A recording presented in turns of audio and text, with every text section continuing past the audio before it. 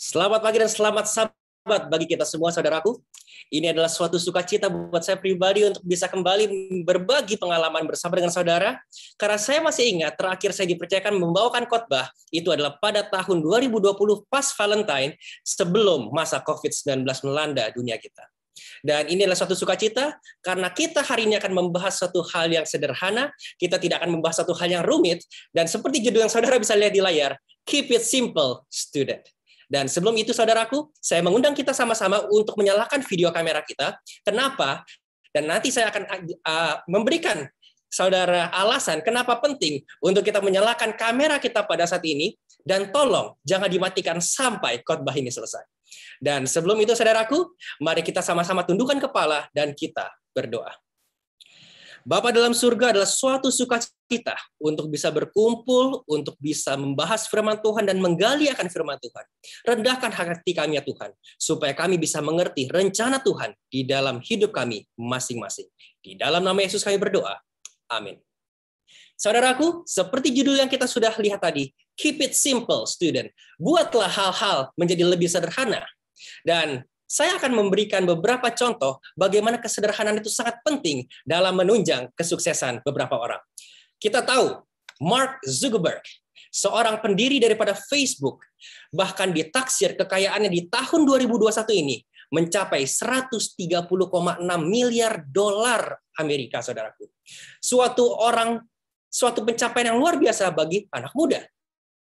Tapi ada yang menarik kalau kita bisa lihat dari Mark Zuckerberg. Mark di dalam kehidupannya sering menggunakan pakaian yang sama di beberapa acara. Dan wartawan bertanya kepada dia, kenapa? Kenapa dia tidak mau memakai pakaian yang lebih hebat atau lebih mahal? Kenapa dia hanya memakai kaos dan celana jeans seperti itu? Dan Mark menjawab dengan simpel, kalau ada hal-hal yang lebih mudah, kenapa harus diperibet? Dia lebih memilih untuk memakai pakaian yang sama supaya pikirannya, energinya dapat disalurkan kepada hal-hal yang lebih besar dan hal-hal yang lebih penting. Dan terbukti, Mark dapat menjadi lebih produktif dan membuat Facebook menjadi sangat-sangat besar. Contoh kedua yang kita bisa lihat di layar adalah Rowan Atkinson. Siapa yang tidak tahu Rowan Atkinson? Adakah yang tidak tahu? Seorang yang sangat terkenal, Mr. Bean adalah julukannya. Rowan Atkinson juga memiliki keunikan, saudaraku. Bila mana kita melihat di berbagai film yang dilakukan, Rowan Atkinson cenderung memakai jas yang sama, baju yang sama, dasi yang sama, dan ikoniknya apa? Mobil yang sama, saudaraku. Tetapi ada juga yang lebih menarik. Kalau kita perhatikan dengan jeli, Rowan Atkinson mempunyai aktor dan artis yang sama yang dipakai di dalam berbagai episode. Sebut saja namanya Robin Driscoll dan Matilda Ziegler. Kalau kita perhatikan dengan sama, kenapa Rowan Atkinson memilih hal yang seperti ini? Kenapa dia tidak mencari artis yang baru? Dan Rowan Atkinson menjawab, kita tidak perlu membuang waktu untuk casting untuk artis yang baru. Kita tidak perlu membuang biaya yang lebih untuk mencari aktor dan artis. Gunakan yang sama supaya kita bisa lebih produktif. Dan saudara, lihat sendiri, Rowan Atkinson pun berhasil membuat dirinya ikonik dengan jas coklat, baju putih, dasi merah, dengan mobil Mini Cooper berwarna hijau. Hal sederhana lebih penting yang harus menjadi fokus kita dan tidak membuang-buang waktu untuk melihat atau mencapai hal-hal yang lebih besar. Dan contoh ketiga, siapa yang pernah lihat anak muda ini? Seorang anak muda berusia 21 tahun, bernama Kabane Lame. Kabane Lame kelahiran Senegal, Italia. Tahun lalu, pada awal COVID, Kabane di PHK, saudaraku. Kabane tidak punya pekerjaan dan dia akhirnya melarat, jatuh miskin. Dan sebagai anak muda, dia tidak berpikir terlalu ekstrim dan dia hanya melakukan hal sederhana, saudaraku. Kabane Lame terkenal sekarang menjadi orang nomor 2 yang di-follow di TikTok. Apa yang ditujukan oleh Kabane Lame? Kabane membuat video singkat, menunjukkan kalau ada hal yang bisa dilakukan dengan sederhana, kenapa dipersulit? Dan inilah yang membuat Kabane sukses. Bahkan hari ini, saudaraku, Kabane Lame, sekali posting, dia bisa mendapatkan 50.000 sampai 80.000 US dollar dari setiap postingan yang dia buat. Hal sederhana menjadi hal yang luar biasa. Dan ini juga menjadi peringatan kepada saya pribadi pada saat tahun 2004 ketika saya sekolah di Bina Bangsa. Ketika pada saat itu, setiap hari Senin, Rabu, dan Jumat, kita selalu jam 6.50 tank harus berada di lantai 6 gedung Bina Bangsa School untuk mengadakan namanya assembly. Dan saya teringat ada satu renungan singkat yang dikatakan oleh seorang guru. Dan guru ini setelah menyatakan renungannya, dia berkata, ingat satu hal, KISS, keep it simple, student. Dan itulah kata pertama yang saya dengar istilah KISS ini sebelum kita semua kenal dengan keep it simple, stupid.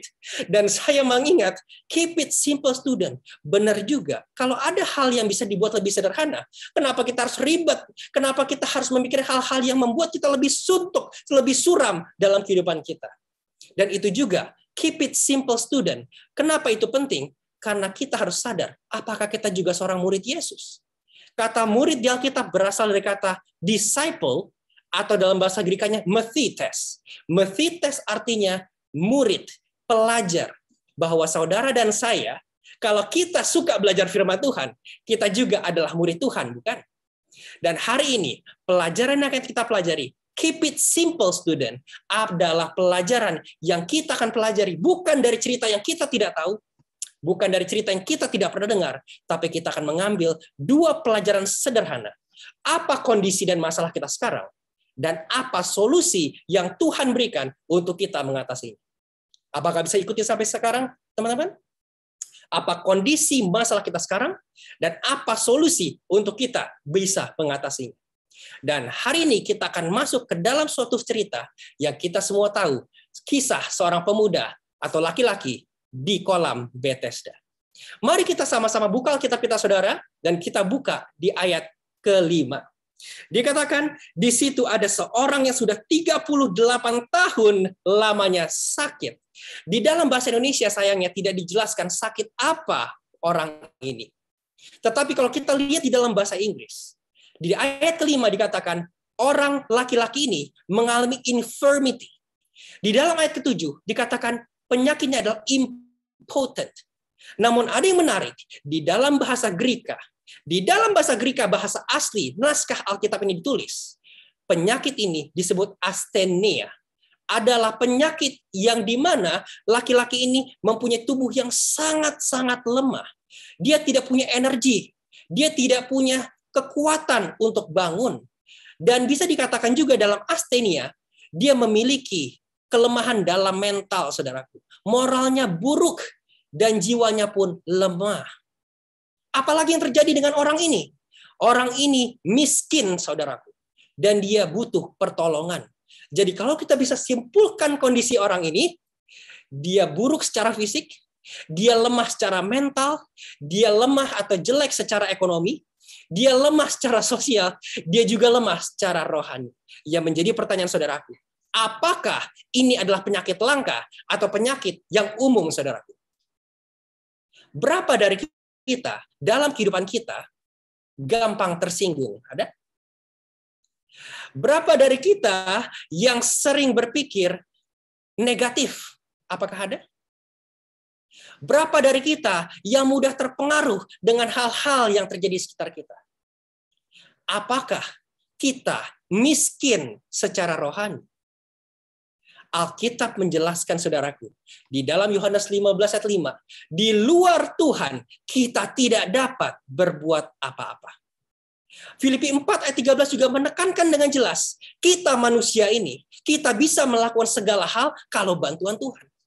Jadi kalau kita melihat ciri-ciri orang yang berpenyakit ini, dia lemah secara iman, dia lemah secara fisik, dia lemah secara mental. Apakah kita juga mengalami hal yang sama? Tanpa kita sadari, saudaraku, penyakit yang dialami oleh orang timpang yang ada di kolam Bethesda adalah penyakit yang ada sama kita. Tanpa kita sadari, kita lemah, kita miskin, dan kita hina tanpa Yesus. Apa yang menjadi masalah terbesar dari orang ini, saudaraku? Di dalam ayat 5 dikatakan, orang ini terbaring selama berapa lama? 38 tahun. 38 tahun bukanlah waktu yang sedikit, saudaraku. Berapa dari kita yang sudah merasa jenuh dengan pandemi COVID-19 yang sudah melanda negara Indonesia minimum? Sudah 1 tahun lebih kita menghadapi COVID-19. Begitu banyak waktu yang terbuang seakan-akan kita banyak keterbatasan. Orang ini kenapa bisa bertahan 38 tahun? Bila mana kita membaca, saudaraku, orang ini tidur di mana? Di atas tilamnya selama 38 tahun. Apa itu tilam? Tilam adalah hal-hal yang membuat kita nyaman, hal-hal yang membantu kita merasa nyaman di dalam kondisi yang terpuruk. Menjadi pertanyaan, saudaraku. Pandemi COVID-19, berapa dari kita yang panik waktu COVID melanda kita? Mungkin banyak yang langsung membeli perlengkapan. Banyak yang bingung bagaimana cara beribadah. Apa yang harus saya lakukan? Sekarang saya mau nanya pada hari ini juga. Berapa dari kita yang mulai nyaman berbakti via Zoom? Tidak perlu lagi kita bangun pagi ya saudaraku. Tinggal nyalakan Zoom, sambil makan pagi juga bisa, sambil angkat kaki juga bisa. Bukankah seperti itu? Berapa dari kita yang mulai terbiasa dengan keadaan seperti ini? Itu juga yang menjadi masalah kedua orang ini, saudaraku. Orang yang lemah, orang yang sakit di kolam Bethesda ini, dia tidak sadar bahwa dia telah mati dan tidur rohani selama 38 tahun. Dan kita bisa lihat ada 3 masalah besar yang dialami orang ini. Kita ini malang, miskin, dan lemah. Kita tidak bisa melakukan apapun tanpa Tuhan. Apakah kita sadar akan hal ini, saudaraku? Masalah kedua yang kita diingatkan dari cerita orang ini jatuh ke dalam zona nyamannya selama 38 tahun. Berapa dari kita yang mulai nyaman dengan keadaan COVID sekarang? Berapa dari kita yang mulai nyaman dengan keadaan kita pada saat ini? Hati-hati, saudaraku. Karena kalau kita masuk dalam zona nyaman, kita akan mati atau tidur rohani. Seperti ilustrasi kodok seperti ini. Seorang eksperimenter membuat uji coba. Kodok dimasukkan ke dalam panci dan direbus pelan-pelan, saudara. Apa yang terjadi? Kodok ini tidak lompat, melainkan dia nyaman sampai dia mati.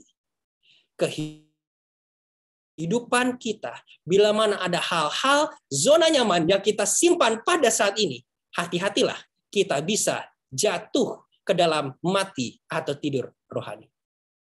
Namun sampai di sini, Yesus tidak berhenti sampai sini. Ketika Yesus sampai di kolam Bethesda, ada 4 hal yang Yesus lakukan di ayat ke-6. Mari kita baca Alkitab kita, Yohanes 5, ayat ke-6. Dikatakan, ketika Yesus melihat orang itu berbaring di situ, dan karena ia tahu bahwa ia telah lama dalam keadaan itu, berkatalah ia kepadanya, maukah engkau sembuh? Saudaraku, ada 4 hal yang Yesus lakukan terhadap kita semua. Yesus tahu kita ini lemah, kita ini berdosa, kita tidak bisa melakukan apapun. Yesus juga tahu bahwa kita suka jatuh ke dalam zona nyaman kita. Yesus juga tahu kita sedang tidur dan mati rohani. Yang menjadi pertanyaan, apa yang Yesus lakukan? Di ayat ke-6, Yesus melakukan 4 hal yang kita sering lupa, saudaraku. Yang pertama, Yesus datang kepada orang yang sakit itu. Yesus melihat orang sakit itu. Yesus mengetahui penyakit orang itu. Dan yang terakhir, Yesus bertanya kepada orang itu. Mari kita lihat satu persatu. Kenapa 4 hal ini harus kita pahami pada saat ini. Keep it simple, student. Marilah kita buat ini lebih sederhana. Hal yang pertama, apakah orang itu datang kepada Yesus atau Yesus yang datang kepada orang ini, saudara? Di dalam ayat ke-6, Yesus yang datang kepada orang sakit ini. Kenapa kita harus ingat? Kenapa kita harus selalu merenungkan bahwa Yesus datang? Dikatakan dalam Lukas 19 ayat 10, sebab anak manusia datang untuk mencari dan menyelamatkan yang hilang. Apa bedanya kalau Yesus datang dan orang ini datang kepada Yesus? Bayangkan, saudaraku, pada saat kita di dalam kerumunan, ada seorang presiden yang datang pada kita. Apa yang membedakan itu? Kita tentu mendapatkan hak istimewa itu, bukan? Kita merasa ini adalah hak istimewa dan kesempatan yang Yesus berikan. Yang menjadi pertanyaan, apakah Yesus sudah datang? Kalau kita membaca Alkitab dengan seksama, Yesus sudah datang kepada kita. Dengan cara apa? Yesus sudah mati di kayu salib. Yesus sudah mencurahkan darahnya untuk menebus dosa saudara dan saya. Sadarkah kita, saudaraku, Yesus sudah datang kepada kita? Dan sebuah cerita, sebuah kisah nyata, ada seorang psikologis yang membuat eksperimen. Ini di layar, saudara, adalah pemain biola yang sangat terkenal bernama Joshua Bell. Joshua Bell dapat membuat atau menjual $100 per kursi tempat duduk yang dia buat untuk konser. Saya ulangi, Joshua Bell membuat konser yang tiket tempat duduknya dijual minimum $100. Dan apa yang terjadi? Semua orang berlomba untuk membeli tiket ini, dan 2 hari menjelang konser, tiket ini habis. Semua orang mengejar untuk datang ke konser Joshua Bell. Akhirnya seorang eksperimenter di dalam Washington Post membuat uji coba. Mari kita buat Joshua Bell ngamen di pinggir jalan di stasiun kereta. Apa yang terjadi, saudaraku? Tidak ada satu orang pun yang memperhatikan kehadiran Joshua Bell di stasiun kereta. Joshua Bell memainkan musik yang sama. Joshua Bell menggunakan biola yang sama. Joshua Bell memainkan alunan lagu yang sama yang dia mainkan di dalam konsernya yang dijual ratusan dolar pada saat itu. Tetapi tidak ada satupun orang yang berhenti untuk melihat dan menghargai permainan biola Joshua Bell. Banyak dari kita yang tahu Yesus sudah datang. Kita sudah tahu Yesus sudah mati di kayu salib. Tapi berapa dari kita yang menghargai kematian Yesus di dalam diri kita? Hal pertama yang Yesus ingatkan, kita harus hati-hati. Kalau kita masuk dalam zona nyaman, kita cenderung lupa bahwa Yesus sudah punya rencana keselamatan bagi saudara dan saya pada saat ini. Hati-hatilah kalau kita tidak pernah menghargai akan kematian Yesus. Yang kedua, Yesus melihat akan orang lumpuh itu. Di dalam Amsal 15 ayat 3 mengatakan, mata Tuhan ada di segala tempat, mengawasi orang jahat dan orang baik. Amsal 15 ayat 3. Sebuah penelitian menyatakan, di dalam Newcastle University, dilakukan oleh beberapa anak muda bernama Melissa dan kawan-kawan. Dibuatlah sebuah mesin kopi gratis, saudaraku, ditaruh di tengah kampus Newcastle University. Setiap orang yang ada di kampus itu boleh dengan kapanpun, jam berapapun, bisa mengambil kopi dan membayarnya dengan sendiri. Jadi dibuat mesin kopi ini tanpa pelayan atau self-service coffee machine. Dan ada yang menarik. Di minggu pertama, mesin kopi ini ditempel stiker bunga. Di minggu kedua, kopi mesin gratis ini ditempel mata, stiker mata. Dan dibuat ini berminggu-minggu lamanya. Dan ditemukan hasil yang mengejutkan, saudaraku.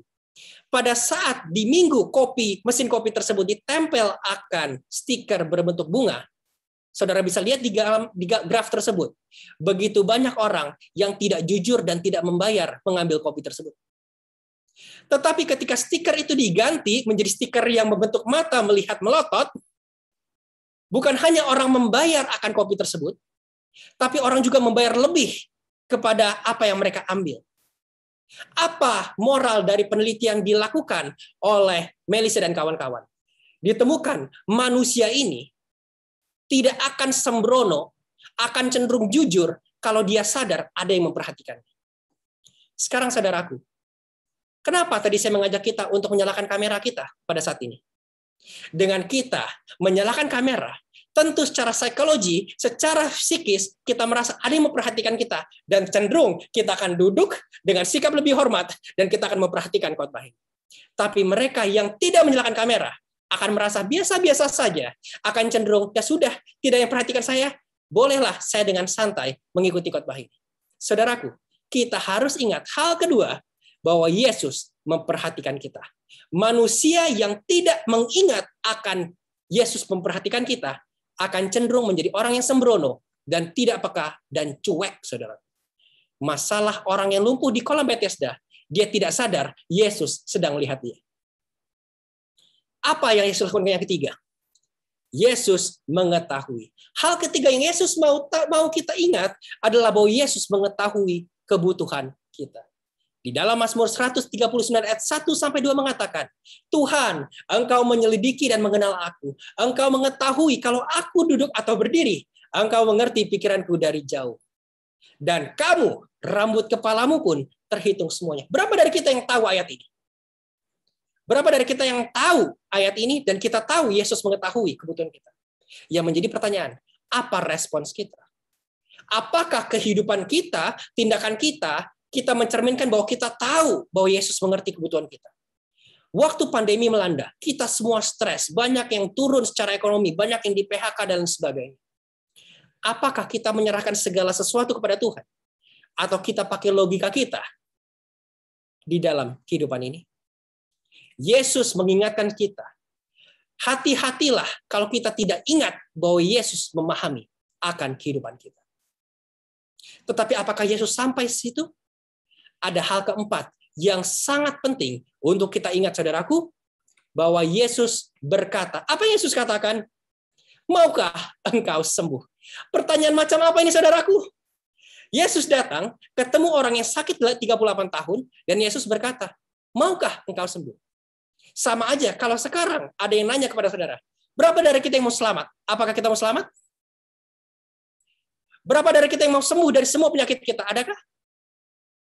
Kalau di dalam bahasa Inggris juga dikatakan, will thou be made whole?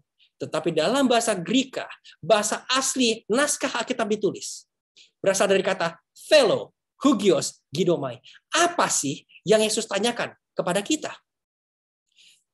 Thelo berasal daripada arti pikirkan, punya kerinduan yang tinggi, punya tekad yang tinggi. Untuk apa? Higios artinya untuk dipulihkan. Untuk kita tidak melanggar kebenaran lagi. Dan ginomai, supaya mujizat Tuhan nyata di dalam diri kita.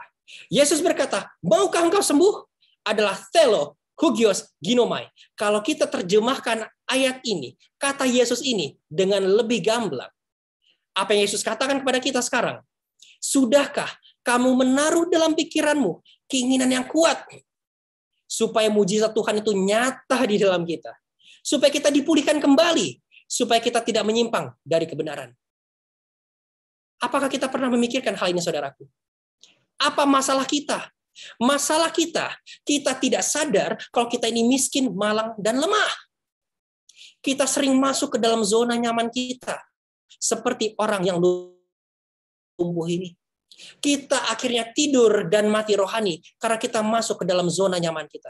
Akhirnya kita lupa dengan semua panggilan dan hak istimewa yang sudah Yesus berikan kepada kita. Dan akhirnya, karena kita terlalu nyaman di dalam zona nyaman kita akhirnya memikirkan dan fokus kepada hal-hal yang tidak membawa kita kepada keselamatan. Dan itu juga yang ditunjukkan respon dari orang yang lumpuh ini. Pada saat Yesus bertanya, maukah engkau sembuh? Apa jawaban laki-laki ini? Mari kita baca ayat ke-7. Jawab orang sakit itu kepadanya, Tuhan, tidak ada orang yang menurunkan aku ke dalam kolam itu apabila airnya mulai goncang. Dan sementara aku menuju kolam itu, orang lain sudah turun mendahului aku. Ini bukanlah jawaban yang Yesus harapkan keluar dari orang ini maupun dari kita, saudaraku. Ini adalah pernyataan banyak alasan. Sama dengan kita. Berapa dari kita kalau sekarang ditanya, kenapa tidak mau melayani? Ya gimana ya, saya bukannya gak mau melayani. Udah banyak yang melayani, biar orang lain sajalah. Kenapa kamu begini sekarang? Bukannya bagaimana ya, ini sudah nasib. Udah banyak kesempatan diambil sama orang. Banyak orang sudah berhasil. Udah banyak orang lebih berpendidikan. Banyak orang sudah lebih kaya dari saya. Gimana saya mau berhasil? Bukankah kita suka melontarkan kata-kata demikian? Samakah dengan statement yang dilakukan oleh orang ini? Pada saat Yesus bilang, apakah kamu sembuh? Nggak ada yang turunin aku. Nggak ada yang bantu aku. Banyak orang sudah mendahului aku. Sama seperti dia menyalahkan orang lain. Karena orang lain, maka dia tidak bisa sembuh. Saya mau sih melayani Tuhan, tapi nggak ada yang bimbing. Orang-orang tuh nggak peduli sama saya. Sering nggak kita melontarkan hal seperti itu? Pendeta mengajak, ayo kita melayani. Bukan nggak mau pendeta. Saya nggak layak pendeta. Banyak orang lebih layak. Pernahkah kita melontarkan alasan-alasan seperti ini? Tanpa kita sadari, masalah orang ini adalah masalah kita juga. Kita sering banyak alasan dalam hidup ini, saudaraku. Kita sering membenarkan diri. Seakan-akan kita begini karena orang lain. Kita salahin orang lain. Dan kita sering putus asa. Dan itulah ada 8 masalah yang ada sama kita, yang sama dengan orang yang ada di pinggir kolam Bethesda. Kita tidak sadar kita malang, miskin, dan lemah. Karena kita suka masuk ke dalam zona nyaman kita. Kita akhirnya mati secara rohani, dan kita lupa setiap hal yang Yesus sudah berikan kepada kita. Dan akhirnya pikiran fokus kita lari kepada hal-hal yang nggak ada bawa kita kepada keselamatan. Akhirnya kita suka benarkan diri, banyak alasan, suka salahin orang, dan akhirnya kita pasrah dan bukan berserah. Bukankah itu juga terjadi sama kita sekarang, saudaraku? Masalah-masalah ini, masalah orang lumpuh yang ada di pinggir kolam Bethesda adalah masalah saudara dan saya sekarang ini juga. Mengerikan kan, saudaraku? Dan ini adalah paling menyedihkan. Begitu banyak orang lumpuh, orang buta, orang sakit di kolam Bethesda. Tapi tidak ada satupun yang datang kepada Yesus. Alkitab tidak menjelaskan kedatangan Yesus, orang berbondong-bondong datang kepada Yesus untuk minta kesembuhan. Kita tahu Yesus adalah sumber kesembuhan. Ketika kita melihat Yesus, apakah kita datang kepada Yesus? Di dalam ayat 5-9, dijelaskan seratusan bahkan puluhan orang yang sakit dengan berbagai penyakit. Semua mata tertuju kepada air, menunggu goncangan air. Yesus sumber kesembuhan itu sudah datang, ada di tengah-tengah mereka. Yesus ada, siap memberikan kesembuhan. Tapi tidak ada satupun yang memfokuskan pandangan mereka kepada Yesus. Tidak ada satupun yang berkata, Tuhan Yesus, sembuhkan saya. Termasuk orang lumpuh ini. Orang lumpuh ini berada menatap Yesus, berhadap-hadapan dengan Yesus, tapi dia tidak meminta kesembuhan daripada Yesus. Apa masalah kita, saudaraku? Apa masalah kita sebenarnya? Berapa dari kita yang tahu kita sekarang sakit, tapi kita juga merasa, ya sudahlah, ini juga cuma sakit-sakit biasa, nggak apa-apalah, besok juga sembuh. Sama seperti orang bilang, dia sedang demam, dia sedang kena COVID. Mari, pergi ke dokter. Nggak perlulah, nanti juga sembuh sendiri. Berapa dari kita sering lalai, Yesus standby buat kita, tapi kita tidak pernah datang kepada Yesus. Alkitab jelas, saudaraku. Di dalam Yohanes 1 ayat 1-5, firman adalah Allah, adalah terang, dan adalah hidup. Kalau memang saudaramu sembuh, kalau saudaramu punya hidup, kita harus punya terang. Di mana kita bisa mendapatkan terang? Hanya melalui Allah. Dan dari mana kita bisa mendapatkan Allah? Hanya melalui firman Tuhan. Menjadi pertanyaan saudaraku. Berapa dari kita yang sudah menggali, merenungkan, dan melakukan firman Tuhan setiap hari? Apakah ada? Apakah kita sama dengan orang ini? Kita nggak sadar kita lemah. Kita tidak sadar kita butuh bantuan Yesus. Kita lalai melihat semua hak istimewa yang sudah Tuhan berikan kepada kita. Akhirnya, saudaraku, kita jatuh ke dalam zona nyaman kita. Kita tidak menggali firman Tuhan. Kita tidak peka. Kita cuek terhadap apa yang Yesus telah berikan kepada kita. Kita tidak ingat Yesus perhatikan kita sekarang. Kita tidak ingat Yesus mengetahui rencana terbaik dalam hidup kita. Sakit mendengarnya, saudaraku. Sedih mendengarnya, saudaraku. Tapi inilah kenyataan hidup. Kita lalai dalam berfokus kepada Yesus. Dan saya ingin memberikan suatu cerita yang nyata. Di tahun 1937, ada seorang kiper yang sangat terkenal bernama Sam Bartram. Sam Bartram adalah goalkeeper terbaik tim Carlton Athletic pada masanya. Di tahun 1937 pada Natal, ada pertandingan Carlton Athletic melawan Chelsea, tim bola Chelsea. Tetapi pada hari itu, kabut begitu sangat tebal sehingga tidak ada pemain bola yang bisa melihat dengan jelas akan satu sama lain. Akhirnya, saudaraku, di menit ke-60, wasit memberikan keputusan, mari kita tunda akan pertandingan ini. Kita hentikan akan pertandingan ini. Akhirnya semua pemain balik ke dalam ruang ganti, penonton mulai pulang, dan apa yang terjadi, saudaraku?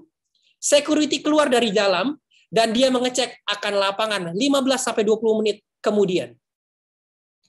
Dan sangat menarik, saudaraku, security kaget, karena semua orang sudah ada di ruang ganti, penonton sudah pulang, tapi Sam masih berjaga di gawangnya, saudaraku. Di dalam 15 menit pertandingan sudah selesai, Sam masih berdiri dengan fokus menjaga gawangnya. Dan di biografinya ditulis, Sam mengatakan selama 15 menit itu, dia tidak sadar bahwa pertandingan sudah selesai. Bahkan dia berasumsi, bahkan dia pun maju ke depan kotak penalti, berasumsi bahwa timnya hebat juga ya. Begitu hebat menyerang, sampai tidak ada bola yang datang ke dalam gawangnya. Sam menjaga hal yang sia-sia, saudaraku. Selama 15-20 menit. Pertandingan sudah usai. Orang-orang sudah pulang, tapi Sam menjaga hal yang tidak perlu. Apa masalah Sam di sini? Sam salah fokus dan tidak peka, saudara. Berapa dari kita juga tidak peka akan hidup kita? Berapa dari kita menjaga akan hal yang tidak perlu kita jaga? Yesus sudah mati di kayu salib bagi kita. Yesus sudah mati bagi kita. Yesus sudah menjaga kita. Yesus memperhatikan kita. Yesus melihat kita. Bahkan Yesus bertanya, maukah engkau sembuh? Tapi apa respon kita kepada Tuhan? Kita menjaga. Apa yang kita jaga? Kita jaga bisnis kita. Kita jaga penampilan kita. Kita jaga hal-hal yang membuat kita senang. Tapi itu semua tidak ada relevansinya dengan keselamatan kita. Sama dengan Sam yang menjaga gawang 15 menit padahal pertandingan sudah selesai sebelumnya. Jadi apa masalah kita, saudaraku? Ada 10 masalah utama yang ada sama kita. Karena kita tidak sadar bahwa kita ini malang, miskin, dan lemah. Tidak sadar kita masuk ke dalam zona nyaman kita. Akhirnya kita mati dan tidur secara rohani. Akhirnya kita kurang waktu menggali firman Tuhan. Kita nggak peka akan masalah kita. Kita salah fokus. Akhirnya kita juga lupa semua hak istimewa yang Tuhan telah berikan sama kita. Kita berfokus kepada hal-hal yang nggak penting. Kita akhirnya suka buat alasan, membenarkan diri, dan suka salahin orang. Dan alhasil, kita sering putus asa. Kita akhirnya pasrah dan bukan berserah. Semua masalah ini, Tuhan Yesus buka pada saat ini. Bukan untuk kita jadi down, saudaraku. Yesus tidak mau kita fokus ke dalam masalah. Yesus mau kita fokus kepada solusi. Mari kita lanjutkan, saudaraku. Di ayat ke-5 sampai ke-7 sudah membuka kepada kita 10 masalah yang ada sama kita. Tapi pada saat ini, Yesus hanya memberikan 3 solusi penting yang kita bisa lakukan supaya kita bisa selamat. 10 masalah digugurkan dengan 3 solusi sederhana. Mari kita lihat di ayat ke-8, saudara. Dikatakan di ayat ke-8, kata Yesus kepadanya, bangunlah, angkatlah tilammu, dan berjalanlah. Hanya 3 statement singkat, hanya 3 perkataan sederhana yang Yesus berikan kepada orang yang sakit itu atau kepada kita pada saat ini. Sekali lagi saya mau ingin tanya, kalau Yesus bertanya kepada kita, berapa dari kita mau sembuh? Kalau kita mau sembuh, ada 3 solusi yang Yesus berikan kepada kita pada saat ini juga, pada detik ini juga. Yang pertama adalah bangunlah. Kata bangun di dalam Alkitab berasal dari kata rise, atau bahasa Grekanya adalah egeiro, yang artinya kita bukan hanya bangun dari tidur, tapi lebih tepatnya bangun dari tidur rohanimu. Untuk apa? Untuk bisa lebih produktif. Amsal 6 ayat 9-11 mengatakan dengan jelas, hai pemalas, berapa lama lagi engkau berbaring? Bilakah engkau akan bangun dari tidurmu? Oh, tidur sebentar lagi, mengantuk sebentar lagi, melipat tangan sebentar lagi untuk berbaring. Apa yang terjadi dengan kita? Maka datanglah kemiskinan kepadamu seperti seorang penyerbu dan kekurangan seperti orang yang bersenjata. Berapa dari kita, saudaraku, yang lalai akan janji Tuhan? Sekarang kita yang sakit, kita yang lemah, kita yang punya banyak masalah ini, keep it simple. Hal pertama yang suruh kita lakukan, bangun dari tidur rohanimu. Bikinlah diri kita menjadi produktif. Tapi bagaimana caranya? Yesus memberi solusi dengan sangat jelas. Yesaya 61 mengatakan, bangkitlah, menjadi teranglah, sebab terangmu datang dan kemuliaan Tuhan terbit atasmu. Hal yang kita harus ingat, kalau kita mau bangkit, kita diberi hak istimewa oleh Tuhan, supaya kita menjadi terang bagi dunia ini, saudara. Dengan cara apa? Di Mazmur 119 ayat 148 mengatakan, aku bangun mendahului waktu jaga malam. Untuk apa? Merenungkan janjimu, janji Tuhan. Berapa dari kita yang pagi ini sudah meluangkan waktu untuk merenungkan firman Tuhan? Hati-hati, saudaraku. Satu-satunya cara supaya kita bisa bangkit dari mati dan tidur rohani, kita pastikan setiap hari kita merenungkan, menggali akan firman Tuhan. Kapan waktu terbaik? Di Mazmur 143:8 mengatakan, perdengarkanlah kasih setiamu kepadaku pada waktu pagi. Bila mana saudara dan saya mau sembuh, hal pertama yang Yesus bilang secara sederhana, bangunlah dari tidur rohanimu, langsung cari Alkitab, bacalah firman Tuhan, renungkanlah firman Tuhan di pagi hari. Kita tidak bisa melangkah ke depan tanpa firman Tuhan. Kita tidak bisa melangkah ke depan tanpa tuntunan Tuhan. Dan bagaimana cara kita bangkit? Mazmur 123 ayat 1. Kepadamu aku melayangkan mataku, ya engkau yang bersemayam di sorga. Satu hal yang harus kita ingat saudaraku. Kalau saudara mau bangkit dari tidur rohani kita, kalau kita mau bangkit daripada mati rohani kita, fokuskan pandangan kita kepada Yesus. Apapun yang saudara lakukan, lakukanlah buat Yesus. Apapun yang kita fokuskan dalam hidup, fokuskanlah untuk Yesus. Bangun pagi. Ambil firman Tuhan. Ambil Alkitab. Baca saudaraku. Renungkanlah. Dan fokuskan pandangan kita kepada Yesus. Hal pertama, hal sederhana. Make it simple. Keep it simple, student. Hal pertama dan sederhana yang Yesus katakan supaya bisa kita keluar dari semua masalah kita adalah bangun dari tidur mati rohanimu, ambil firman Tuhan, renungkanlah setiap pagi, dan layangkan pandangan kita kepada Yesus. Apapun yang kita lakukan, apapun yang kita pikirkan, pikirkanlah untuk kemuliaan bagi nama Tuhan. Sudahkah kita melakukan ini semua buat Yesus? Seorang atlet lari. Beberapa minggu lalu kita baru saja menyelesaikan Tokyo Olympic. Dan kita lihat di Indonesia, kita bangga karena ada atlet badminton yang memenangkan pertandingan mendapatkan emas di dalam Tokyo Olympic. Tapi saya ingin membawa pikiran kita kepada satu cerita, seorang wanita kelahiran Ethiopia yang menjadi warga negara Belanda, bernama Sifan Hassan. Sifan Hassan, akhirnya dia bisa mendapatkan medali emas di dalam lari 10.000 meter, mendapatkan emas dalam pertandingan 5.000 meter, dan mendapatkan perunggu di lari 1.500 meter. Luar biasa, seorang wanita muda memenangkan 3 medali di dalam Tokyo Olympic 2020.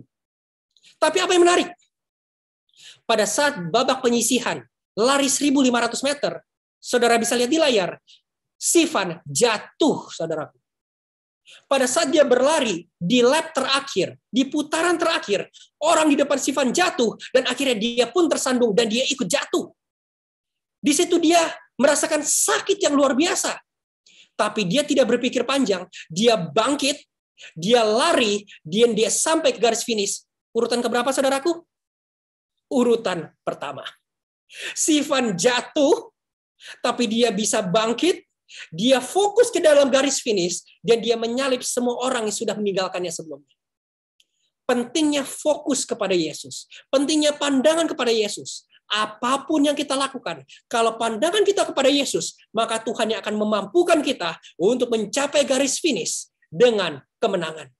Sifan pulang dengan kebanggaan.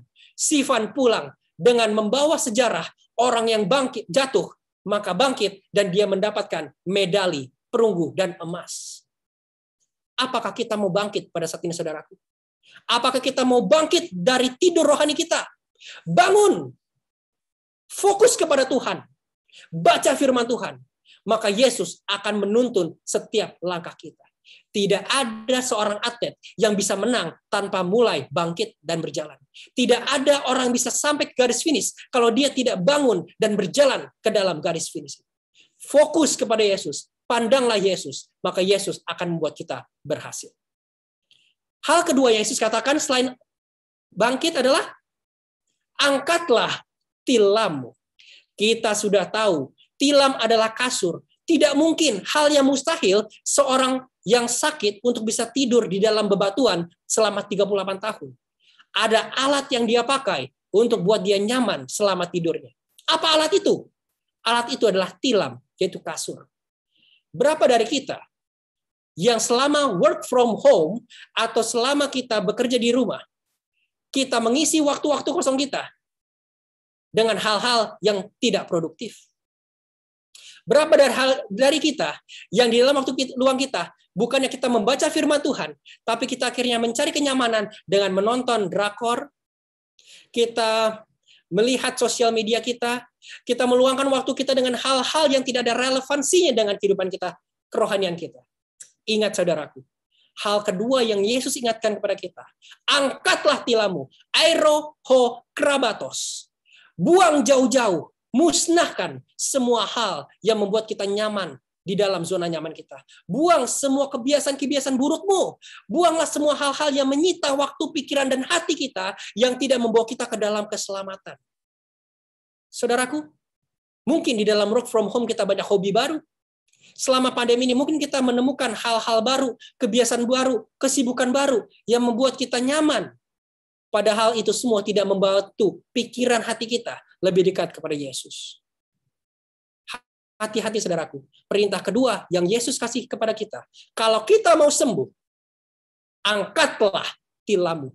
Musnahkan semua zona nyaman kita. Tinggalkan semua hal-hal yang membuat kita jauh daripada Tuhan. Tapi di dalam definisi aerohokrabatos, sangat spesifik, makna bukan hanya sekedar meninggalkan akan kasur atau kebiasaan buruk kita. Tapi Yesus berkata dengan spesifik, angkatlah tilammu. Jangan menyampah, saudaraku. Yesus tidak berkata kepada orang ini, tinggalkan tilammu. Tapi angkatlah tilammu. Kasur adalah zona nyaman. Kasur adalah hal-hal yang membuat kita nyaman. Membuat kita santai. Kondisi membuat kita tidur rohani. Yesus tidak berkata, tinggalkan tilammu dan berjalanlah. Tapi Yesus katakan, bangunlah, angkatlah tilammu. Angkat. Membuat alat ini keluar, dibuang daripada tempat yang dia sekarang taruh. Apa maksudnya? Jangan menyampah, saudara.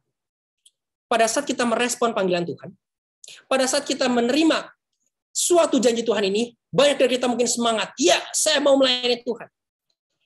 Kita keluar dari zona nyaman kita. Tapi berapa dari kita yang sering berpikir, oke, saya sekarang semangat menginjil, saya semangat untuk mengembangkan firman Tuhan. Tapi akhirnya tanpa kita sadari, kita nyampah kepada orang lain. Apa maksudnya? Kita lihat gambar di layar, ada orang yang berkhotbah, tapi membuat orang ini dalam kursi gereja tidur. Kenapa ini bisa terjadi? Banyak dari kita lupa, Yesus menyuruh kita untuk merespon panggilan Yesus, untuk membantu sama-sama menjadi murid Yesus, bukan untuk menyuruh orang begini dan begitu. Banyak dari kita semangat, kita mendapatkan firman Tuhan. Kita rasa kita benar, kita suruh orang, kamu mau selamat, kamu begini ya, kamu ke gereja harus begini, kamu harus begini, kamu harus berdoa. Seakan-akan kita mengatur hidup orang, membuat orang jatuh ke dalam zona nyamannya. Atau juga, banyak yang terjadi, kita menekankan kepada orang rutinitas-rutinitas. Seakan-akan hidup kita sudah sempurna, saudaraku. Kita suapin orang lain. Oke, saya doakan kamu. Akhirnya orang jadi malas berdoa. Ayo, saya mau khotbahin kamu. Akhirnya orang malas untuk belajar firman Tuhan. Pernahkah kita sadar bahwa kita, tanpa kita sadari, bisa membuat orang malas, membuat orang nyaman di zona nyamannya, dan tidak mau bangkit bersama Yesus? Di dalam kehidupan kerohanian kita, saudaraku, banyak orang jatuh karena kita membiarkan mereka jatuh ke dalam zona nyaman yang telah kita tinggalkan selama ini. Yesus berkata, bantu mereka, jangan biarkan orang jatuh ke dalam tilam yang kita pakai sebelumnya. Makanya Yesus katakan, angkat tilammu, jangan tinggalkan supaya orang jatuh ke dalam tilam kita. Banyak orang sakit butuh tilam. Banyak orang sakit butuh kasur. Yesus katakan, kamu kalau mau sembuh, angkat, bawa ini tilam, jangan tinggalkan, jangan kasih sampah ini kepada orang lain. Jadi maknanya saudaraku, kita di sini harus menjadi murid Yesus, kita harus ajak orang jadi murid Yesus juga, bukan jadi robot. Jangan kita ajarin orang, sampai orang jadi males. Ya sudahlah, nanti juga diajarin, nggak usahlah kita belajar Alkitab. Toh nanti di gereja, waktu Zoom, jam sekolah sahabat, akan dikotbahin kok oleh pendeta dan Bapak Stefanus ketua kita.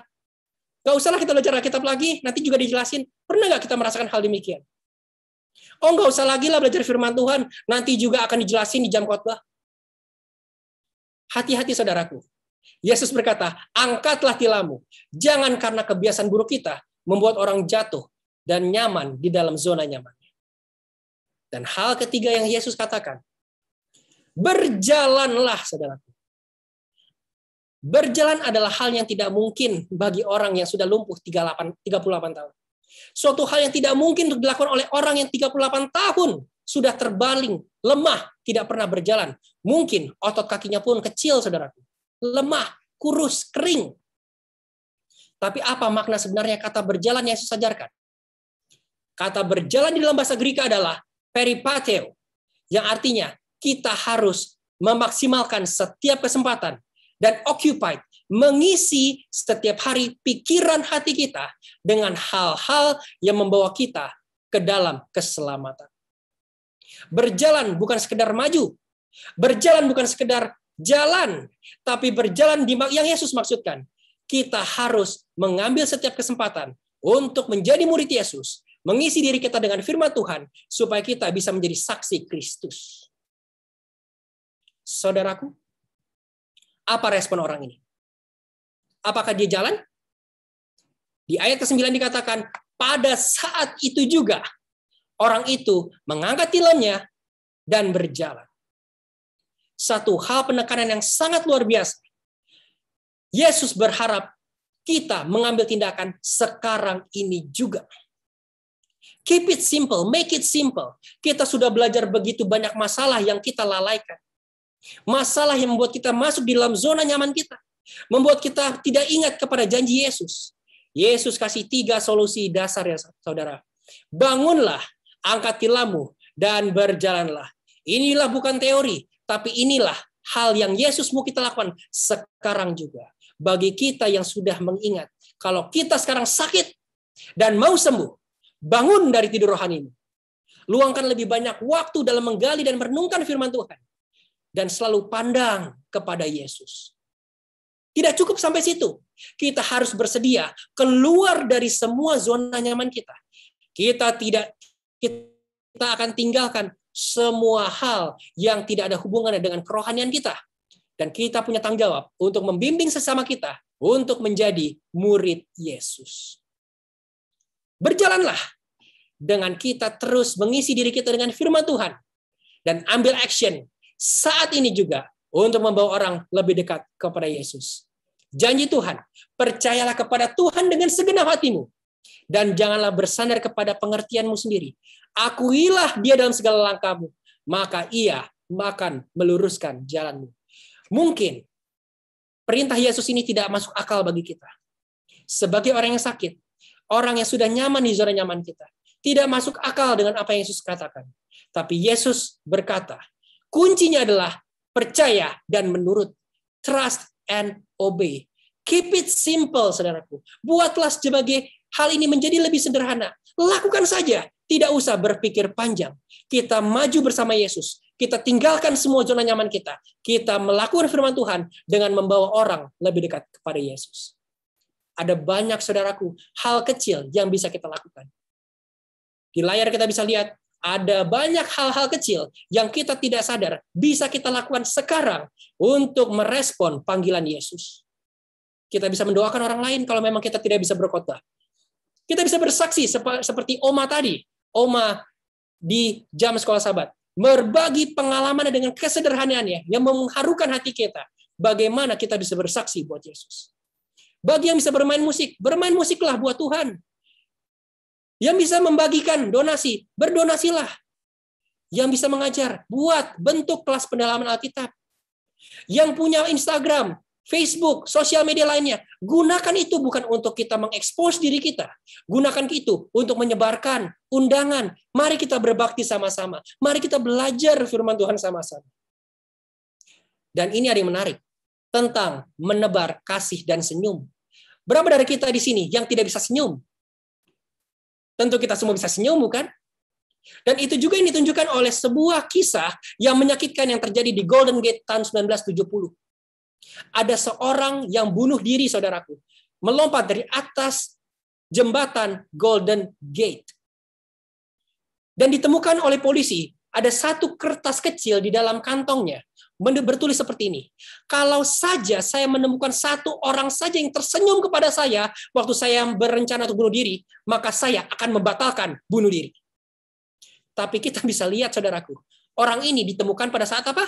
Sudah mati bunuh diri. Artinya, banyak orang yang tidak mau melakukan hal kecil untuk menolong orang lain. Orang ini hanya mengharap satu senyuman saja dari orang yang dia temui. Tapi tidak ada satupun yang tersenyum. Di dalam gereja, saudaraku, di dalam Zoom ini, pada saat kita menyalakan kamera, tapi kita tertidur, kita murung, apakah kita bisa bantu orang lebih dekat sama Yesus? Hal kecil, saya mau lihat muka saudara, tersenyumlah dengan lebar, bantu, buat suasana lebih nyaman beribadah. Kita bisa membantu orang mengangkat kerohanian kita, dan teman-teman lebih dekat kepada Yesus. Yesus tidak berharap kita melakukan hal yang besar. Mulai dari hal kecil, hal sepele, just do it, make it simple, lakukan hal sederhana, membuat kita lebih dekat kepada Yesus, dan membawa orang lebih dekat juga kepada Yesus. Hal kedua, saudaraku, ini adalah seekor anjing. Seekor anjing yang memakan paspor akan tuannya, pada saat tuannya mau pergi ke luar negeri, dari Taiwan, saudaraku. Seekor anjing ini, dengan lugunya, dia memakan dan merusak paspor akan tuannya. Tuan ini sih sangat marah dan bingung karena dia harus pergi 2 hari kemudian. Tetapi saudaraku, beberapa hari kemudian, bukannya Tuan ini marah kepada anjingnya, melainkan Tuan ini bersyukur memiliki anjing yang setia kepadanya. Kenapa? Karena orang ini batal berangkat ke satu kota bernama Wuhan, China. Orang ini tadinya mau berangkat dari Taiwan ke Wuhan di tanggal 13 Januari 2020. Tapi karena anjingnya merusak paspor daripada tuannya, maka tuan ini tidak bisa berangkat ke Wuhan. Dan tidak lama setelah tanggal keberangkatannya ini, Wuhan mendeklar bahwa pandemi COVID-19 melanda dan kota itu di-lockdown, saudaraku. Tindakan kecil seekor anjing bisa menyelamatkan jiwa akan tuannya. Kalau saja anjing ini tidak merusak paspor akan tuannya, maka tuannya ini akan pergi ke Wuhan dan bisa saja terpapar virus corona, bisa saja dia meninggal, dan bisa saja dia tidak bisa kembali lagi ke Taiwan, tempat di mana dia berada. Saudaraku, kenapa kita harus berpikir hal yang besar? Kalau hal kecil saja kita sering tidak lakukan. Kenapa kita berfokus kepada masalah-masalah dan zona nyaman kita, dan kita tidak berfokus kepada apa hal kecil yang saya bisa lakukan buat Tuhan? Saya ingin memberi kesaksian sedikit, saudaraku, selama pandemi ini. Masa pandemi ini memang masa-masa yang sulit. Di awal pandemi, saya pribadi bergumul. Saya merasa apa yang harus saya lakukan ya Tuhan? Tidak bisa ke kantor, tidak bisa ke gereja, dan akhirnya kita berdiam diri di rumah. Dan pada saat itu saya bergumul, Tuhan, Yesus sudah mengajarkan kepada kita bahwa kita tidak boleh masuk ke dalam zona nyaman. Tapi bagaimana saya bisa keluar dari zona nyaman?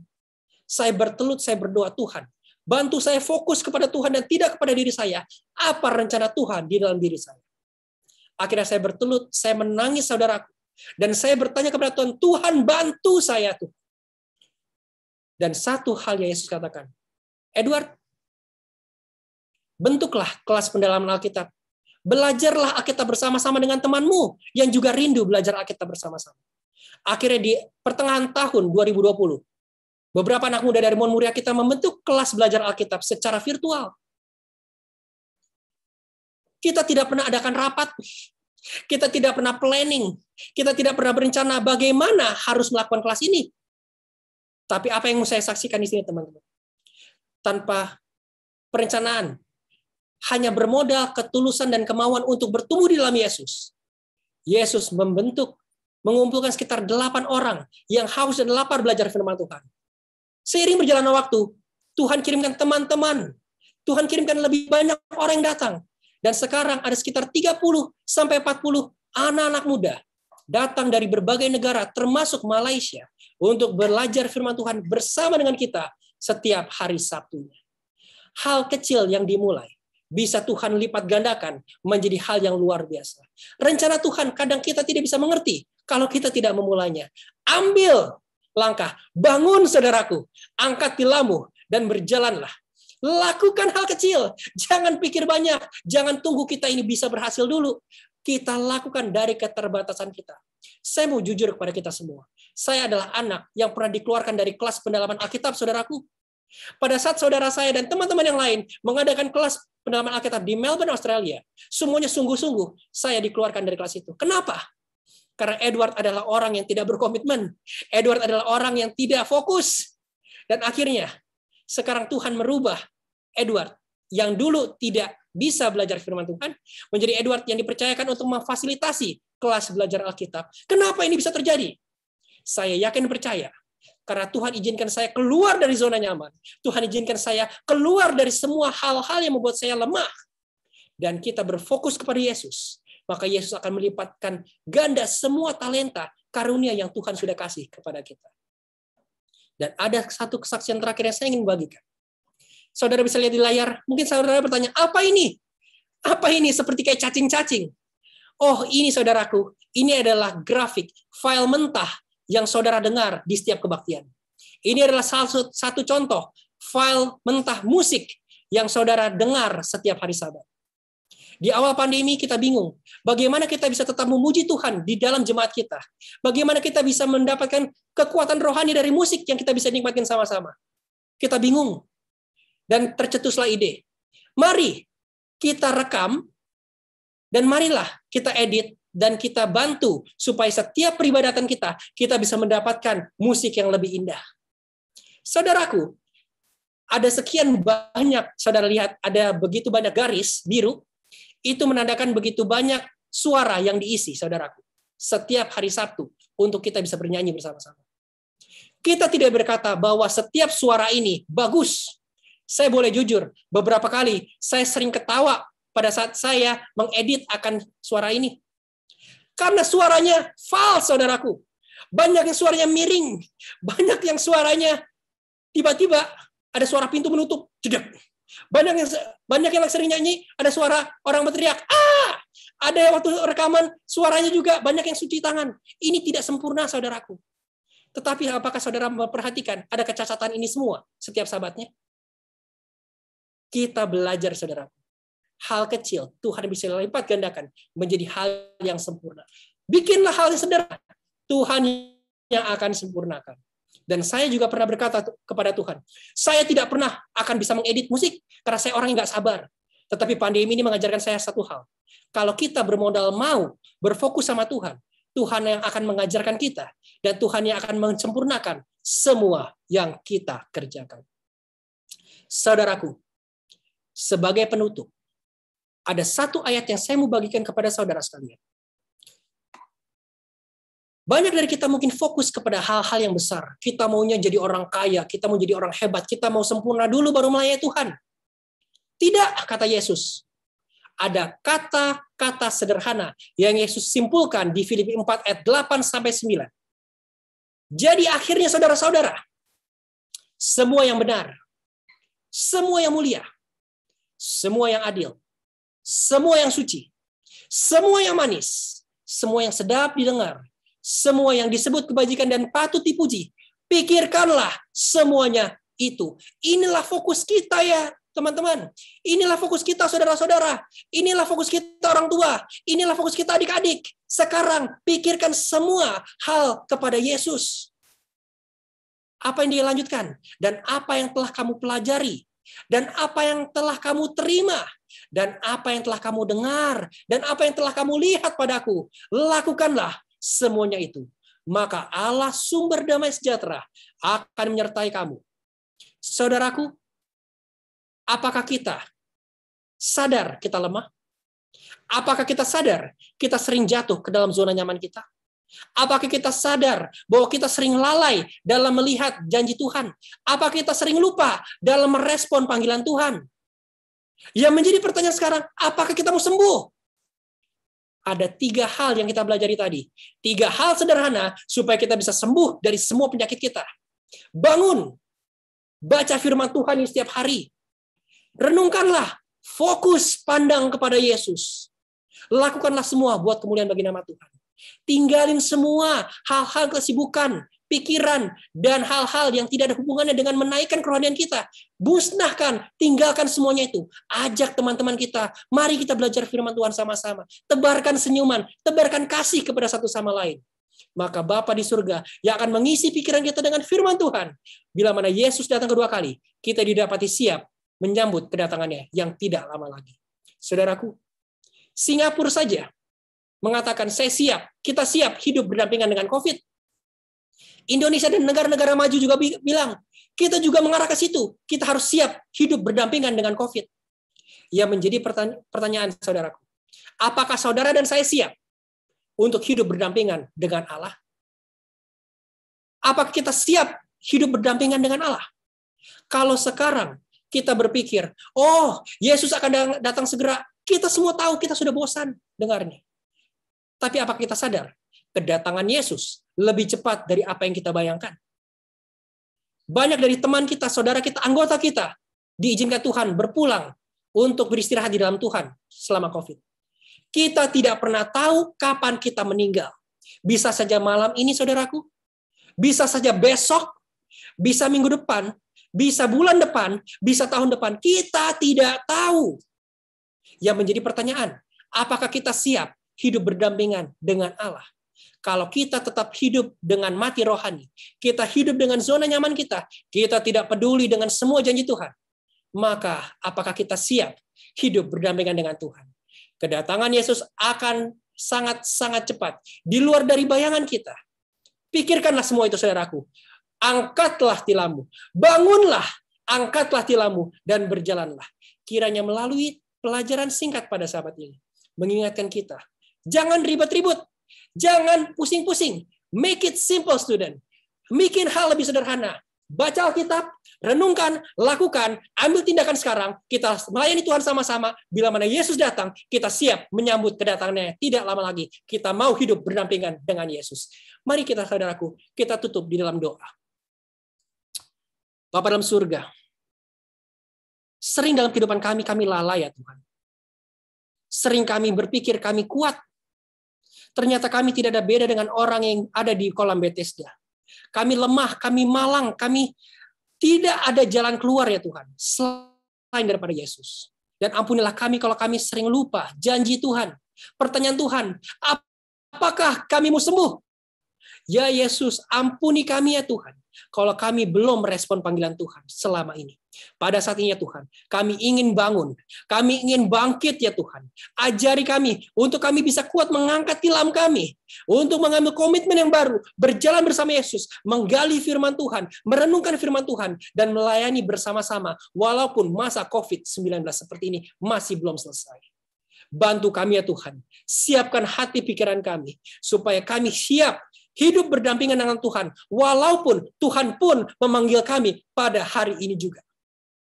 Tuhan, hiburkan hati kami, kuatkan kami, bantu kami fokus kepada Yesus pada saat ini. Buatlah hal-hal ini menjadi lebih sederhana. Rangkumkan semua pelajaran ini Tuhan, menjadi suatu panutan, suatu pegangan kami untuk kami hidup mulai sekarang sampai selama-lamanya. Di dalam nama Yesus kami berdoa. Amin.